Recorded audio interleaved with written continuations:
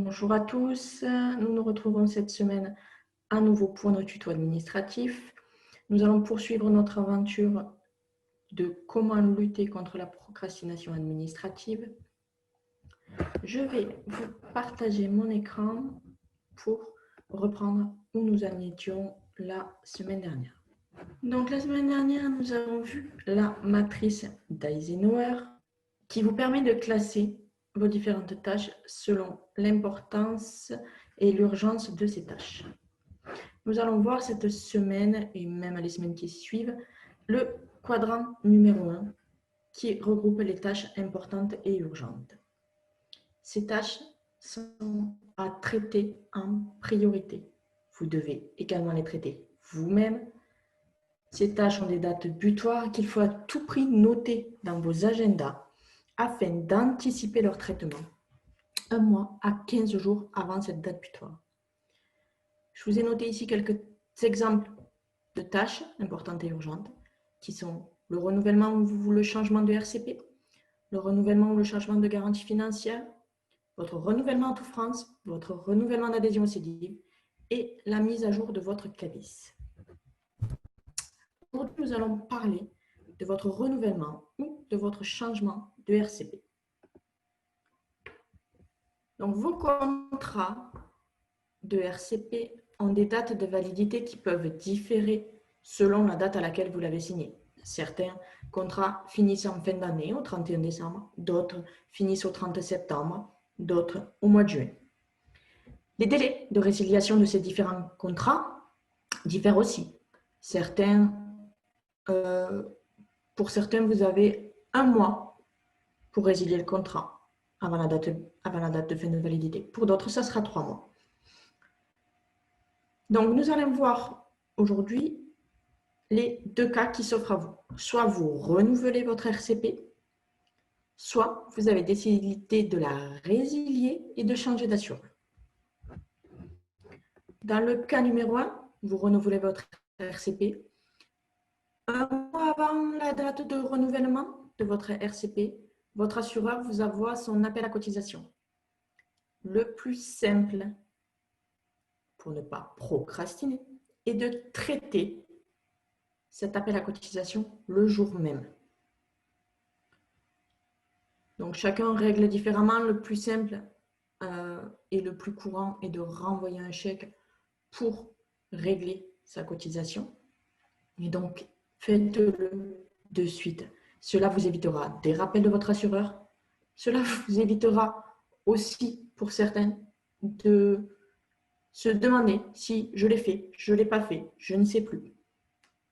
Et cela surtout évitera le risque de résiliation de votre RCP pour un éventuel non-paiement juste à cause d'un simple oubli. N'oubliez pas de noter dans votre agenda que vous l'avez fait. Cela sera beaucoup plus simple et vous évitera du stress.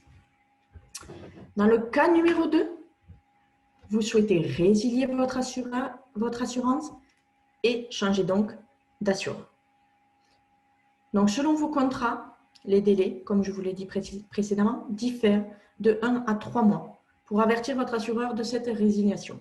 Exemple, pour une RCP valide jusqu'au 31 décembre 2020 et un délai de 3 mois selon votre contrat pour la résiliation, vous avez donc jusqu'au 30 septembre 2020 pour avertir votre assureur.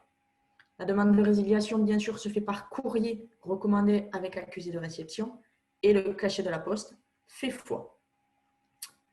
Vous avez également la possibilité de faire cette résiliation de manière anticipée, c'est-à-dire à n'importe quel moment de l'année. Toujours par lettre recommandée, bien sûr, avec accusé de réception. Et dans ce cas, si vous faites par exemple votre demande de résiliation au mois de juillet, pensez à demander à votre assureur un avenant de résiliation. Cela évitera toute contestation au moment de la fin de votre contrat. Ensuite, il vous faut donc prendre contact avec un nouvel assureur pour qu'il vous établisse un nouveau contrat. Vous pouvez lui transmettre l'avenant de résiliation, cela facilitera les démarches et cela lui permettra de traiter votre dossier rapidement puisqu'il est prévenu que à la date de fin de validité de votre ancien contrat, vous n'avez plus de RCP. Donc, il va vous établir un devis qu'il va vous renvoyer, soit par mail, soit par courrier. Le plus simple est de traiter dans la semaine même, je vous dirais le jour même ou le lendemain qui suit la réception de ce devis, de le lui retourner, signer et valider. Cela vous évitera bien des soucis. Cela vous permettra d'avoir votre contrat le plus rapidement possible, contrat qu'il faudra également signer et renvoyer à votre assureur. Cela vous évitera des soucis. Vous serez tranquille et vous saurez qu'au 1er janvier 2021, vous avez une nouvelle RCP.